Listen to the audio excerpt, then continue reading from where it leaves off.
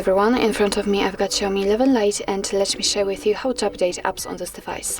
So first of all, make sure that you've got the internet connection, and I highly recommend to use the Wi-Fi instead of mobile data. And then let's enter the Play Store. Let's tap on it. Of course, if you're signed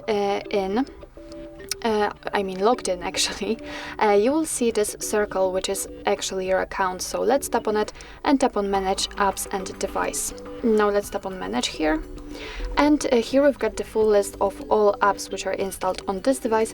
And if you'd like to check the updates, just tap on Updates Available. And in my case, I've got 37 updates pending. So of course you can update all of them if you want to. But if not, if you'd like to update only one of it or two of them, simply find it in the list, mark it, and then you can just tap on this update icon. So let me tap on it, and as you can see right now, the Gmail update will be downloaded, and after that it will be successfully installed and automatically updated. So actually you do not need to do anything more. So actually this is it. This is how to update apps in your Xiaomi 11 Lite.